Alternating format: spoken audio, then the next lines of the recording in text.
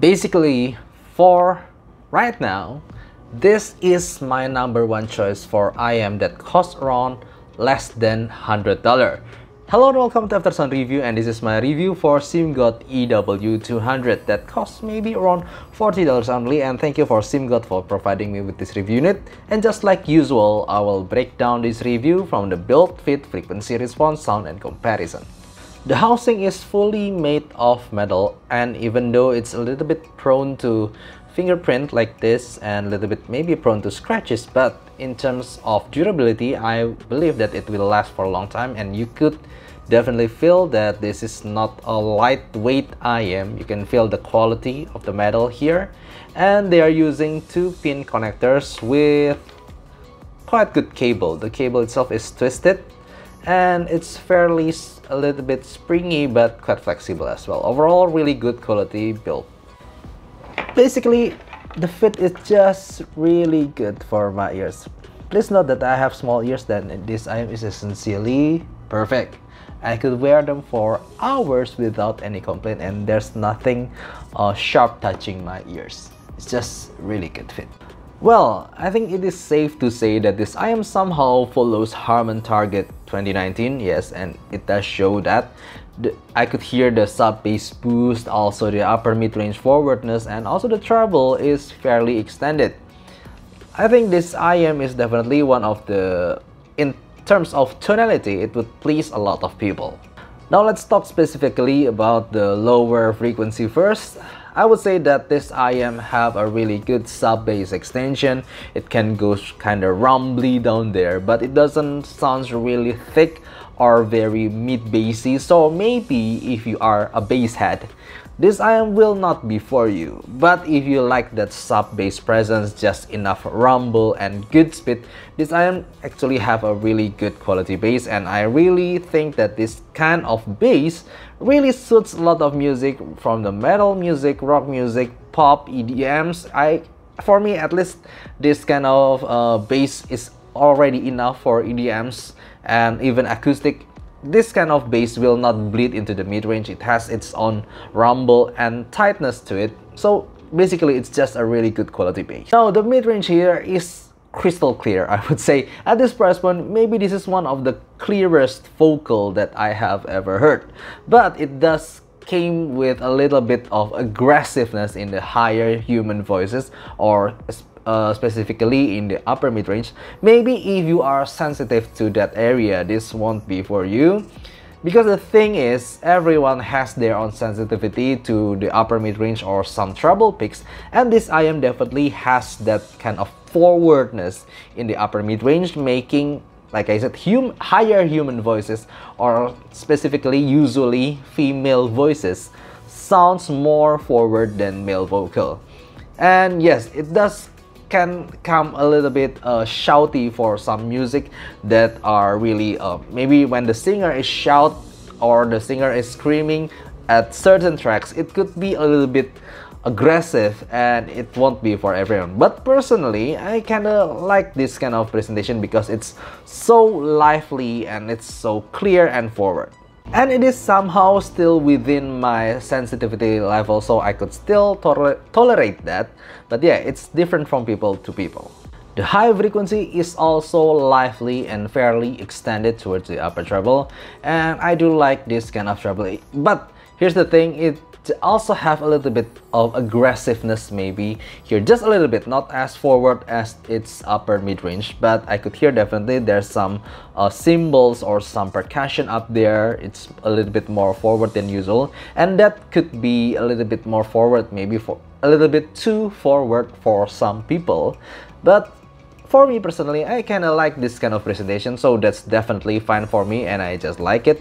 Cymbal can be sound really clear and nicely. You get that nice crunch on the treble section, and yeah, I don't think that it sounds metallic or harsh, but it's just a little bit forward on some songs. Yeah, tonal wise, I could simply say that this IM is an energetic, lively one with good sub-bass punch, forward mid-range, and also very clear treble extension. Now, this kind of presentation somehow really suits to a lot of music right now, because it definitely makes some musics pops out and really energetic, give you this kind of that kind of fun energy to it. But if you like some IEMs that have a more laid-back presentation, this will not be for you. One thing that I really say that amazing from this IEM at $40 only, it's about the technical, the resolution, details, and overall presentation of this IEM. Simply said that technical wise, it's punch above its price range. At least I have tried a lot of IEMs around $40, and this is definitely one of the best. Sure, it doesn't reach the same level as the KZ PR2 in terms of resolution, but it's one of the best. Simply said, one of the best, and it's fairly easy to drive. Now, let's talk about comparison here. Let me compare it with the KZ PR2 here. The KZ PR2, simply said, for this price point, it's still my, I would say, the top picks in terms of technical. The amount of resolution, airiness, and also details from the PR2 is basically the best one, but it has more aggressive upper treble to the point that the timbre is not really natural. And also, it's amazingly hard to drive. Simply said, amongst my collection, PR2, even though it's kind of cheap compared to my other IEMs, but it is definitely the hardest to drive, so please take that into consideration. But as an overall, in terms of timbre, fun factor, easy to drive, and overall simply the usage of the IEM itself, for me the Simgot EW200 is simply the more all-rounder one. It has less upper treble aggressiveness. It still sounds energetic, it still sounds fun, but with more, I would say, better natural timbre and much easier to drive. Now, comparing them with the Truth Ear Zero Red from Chronicle, I would still say that the Truth Ear Zero Red from Chronicle is somehow one of the most balanced IEM in this price point for $60, $50 to $60. Yeah. But my problem with the Truth Ear Zero Red, no matter what kind of song I play through them, I get this kind of boringness coming from them. It just doesn't sound really lively or energetic or anything like that, even though it does sound really balanced overall, but it doesn't have that energy. Now, the Simgot EW200 has much more fun, much more sparkle and bite, making a lot of music sounds more forward and energetic. So simply said, if I have to choose between one of them, I would definitely choose this EW200. Now, the funny thing is, I used to like the Simgot's EA500 as one of my best choice for under $100.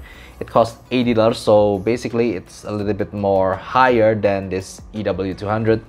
But now, after comparing them both, I couldn't help but think that they are basically on the same level. It's just they're a little bit different in tunings. In terms of clarity, detail, and overall resolution, at least for my benchmark songs and using my audio player here, I would say that two of them are on the same level. So that's really good for the price for this EW200.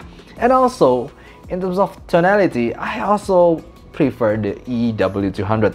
So if you like my review and if you have been following what I like and what I didn't like, personally, I will say that I like the cheaper one. I like this EW200 better because it has better sub-bass presence. The EA500 doesn't have a lot of sub-bass. This one has more sub-bass rumble to it.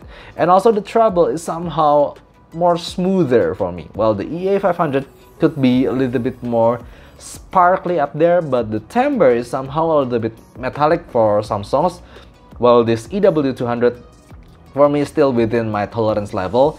So, but this EW200 have some more forwardness in the mid-range, making female vocal could sound more forward.